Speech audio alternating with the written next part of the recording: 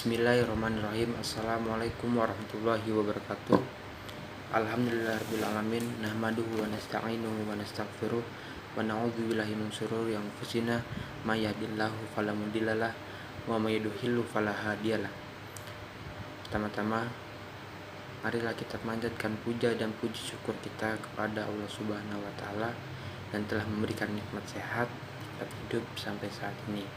Yang kedua, tak lupa mari kita junjung Nabi besar kita Muhammad Sallallahu Alaihi Wasallam yang telah membawa kita dari zaman jahiliyah hingga zaman modern sampai saat ini. Yang ketiga, di sini saya akan berbicara yaitu tentang perilaku produksi dalam ekonomi mikro Islam. Al-Quran menggunakan konsep produksi barang dalam artian luas. Al-Quran menekankan manfaat dari barang yang diproduksi. Memproduksi suatu barang harus mempunyai hubungan dengan kebutuhan manusia tersebut. Berarti, barang yang itu harus diproduksi untuk memenuhi kebutuhan manusia, bukan untuk memproduksi barang mewah atau berlebihan yang tidak sesuai dengan kebutuhan manusia. Sesungguhnya, produksi lahir dan tumbuh dari menyatunya manusia dan alam. Kegiatan produksi yang merupakan mata rantai dari konsumsi dan distribusi, dan kegiatan produksilah yang menghasilkan barang dan jasa, kemudian dikonsumsi oleh konsumen. Dalam prinsip ekonomi Islam adalah keyakinan Allah Subhanahu wa taala sebagai Rabb dan dari alam semesta. Ikrar akan keyakinan ini menjadi pembukaan kitab suci umat Islam. Dalam surat Al-Jathiyah ayat 13 tertera, Bismillahirrahmanirrahim, Wasakhara lakum ma fis samawati wa ma fil ardi jami'an minhu inna fi dzalika laayatil liqaumin yatafakkarun. Yang artinya, dan dia telah menundukkan untukmu apa yang di langit dan apa yang di bumi seluruhnya sebagai rahmat daripadanya. Sesungguhnya pada yang demikian itu benar-benar terdapat tanda-tanda kekuasaan Allah bagi kaum yang berfikir. Al-Jathiyah ayat 13. Dan tujuan produksi dalam Islam yang bertujuan untuk memberikan maslahah yang maksimum bagi konsumen. Kemaslahatan yang bisa diwujudkan dalam berbagai bentuk, diantaranya yang pertama adalah pemenuhan kebutuhan manusia pada tingkat moderat.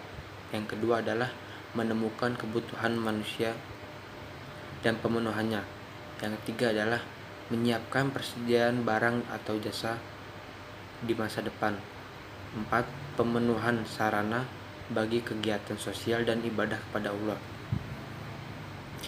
Lalu, tujuan produksi yang pertama sangat jelas, yaitu pemenuhan sarana kebutuhan manusia pada takaran moderat. Hal ini akan menimbulkan setidaknya 2 implikasi. Pertama, produsen hanya menghasilkan barang dan jasa yang menjadi kebutuhan meskipun belum tentu merupakan keinginan konsumen. Barang dan jasa yang dihasilkan harus memiliki manfaat real bagi kehidupan yang islami. Yang kedua, kuantitas produksi tidak akan berlebihan, tapi hanya sebatas kebutuhan yang wajar. Produksi barang dan jasa secara berlebihan tidak saja menimbulkan misalokasi sumber daya ekonomi dan kemubaziran, tetapi juga menyebabkan terkurasnya sumber daya ekonomi secara cepat. Meskipun produksi hanya menyediakan sarana kebutuhan manusia, tidak berarti bahwa produsen sekedar bersikap reaktif terhadap kebutuhan konsumen. Produsen harus proaktif, kreatif, dan inovatif menemukan berbagai barang dan jasa yang memang dibutuhkan oleh manusia. Sikap proaktif ini juga harus berorientasi ke depan. Dalam arti pertama, menghasilkan barang dan jasa yang bermanfaat bagi kehidupan manusia di masa datang. Yang kedua, menyadari bahwa sumber daya ekonomi tidak hanya diperuntukkan bagi manusia yang hidup sekarang, tapi juga untuk generasi mendatang. Orientasi ke depan ini akan mendorong produsen untuk terus-menerus melakukan riset dan pengembangan guna menemukan berbagai jenis kebutuhan, teknologi yang diterapkan, serta berbagai standar lain yang sesuai dengan tuntutan masa depan.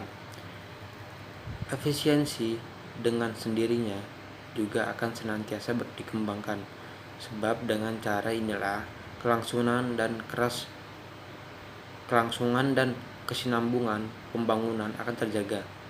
Ajaran Islam juga memberikan peringatan yang keras terhadap perilaku manusia yang gemar membuat kerusakan dan kebinasaan, termasuk kerusakan lingkungan hidup demi mengejar kepuasan. Tujuan yang terakhir yaitu pemenuhan sarana bagi kegiatan sosial dan ibadah kepada Allah. Sebenarnya, ini merupakan tujuan produksi yang penting, orisinal dari ajaran Islam. Dengan kata lain, tujuan produksi adalah mendapatkan berkah yang secara fisik belum tentu dirasakan oleh pengusaha itu sendiri. Lalu kita melihat faktor produksi. Dalam pandangan Bakir Sadar pada tahun 1979, ilmu ekonomi dapat dibagi menjadi dua bagian, yaitu perbedaan ekonomi Islam dengan ekonomi konvensional, terletak pada filosofi ekonomi, bukan pada ilmu ekonominya. Filosofi ekonomi memberikan pemikiran dengan nilai-nilai Islam dan batas-batasan syariah, sedangkan ilmu ekonomi berisi alat-alat analisis ekonomi konvensional tidak berbeda yang secara umum dapat dinyatakan dalam 3 faktor, yaitu faktor produksi tenaga kerja, faktor produksi bahan baku dan bahan penolong, dan terakhir faktor produksi modal. Dan sesungguhnya urusan dunia merupakan sarana untuk memperoleh kesejahteraan akhirat. Orang bisa berkompetisi dalam kebaikan untuk urusan dunia, tetapi sejatinya mereka sedang berlomba-lomba mencapai kebaikan akhirat. Islam pun sesungguhnya menerima motif-motif berproduksi seperti pola pikir ekonomi konvensional tadi. Hanya bedanya, lebih jauh Islam juga menjelaskan nilai-nilai moral di samping utilitas ekonomi. Bahkan sebelum itu, Islam menjelaskan mengapa produksi harus dilakukan. Menurut ajaran Islam, manusia adalah khalifatullah atau wakil Allah di muka bumi dan berkewajiban untuk memakmurkan bumi dengan jalan beribadah kepadanya. Islam juga mengajarkan bahwa sebaik-baik orang adalah orang yang bermanfaat bagi orang lain atau masyarakat. Lalu nilai-nilai Islam dalam berproduksi. Apa saja nilai-nilai Islam dalam berproduksi? Upaya produsen untuk memperoleh masalah yang maksimum dapat terwujud apabila produsen mengaplikasikan nilai-nilai Islam. Dengan kata lain, seluruh kegiatan produksi terikat pada tatanan nilai moral dan teknikal yang Islami. Seseorang produsen Muslim harus berbeda dari produsen non-Muslim yang tidak memperdulikan batas-batas halal dan haram, mementingkan keuntungan yang maksimum semata, tidak melihat apakah produk itu manfaat atau tidak, baik atau buruk. Banyak produksi yang sekarang hanya mencari uang semata, tidak memikirkan untuk orang banyak. Dia hanya memikirkan untuk diri sendiri. Dan dalam hal ini, kita menarik kesimpulan yang telah saya bicarakan tadi. Dari penjelasan di atas dapat diambil kesimpulan bahwa norma dan etika seorang produsen Muslim adalah: pertama, norma produsen Muslim menghindari sifat tamak dan rakus. Yang kedua, tidak melampaui batas serta tidak berbuat zalim.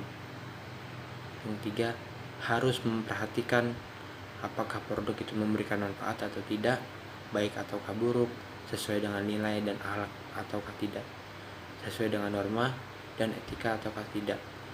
Yang keempat, seorang Muslim harus memproduksi yang halal dan tidak merugikan diri sendiri maupun masyarakat banyak, tetap dalam norma dan etika serta akhlak yang mulia.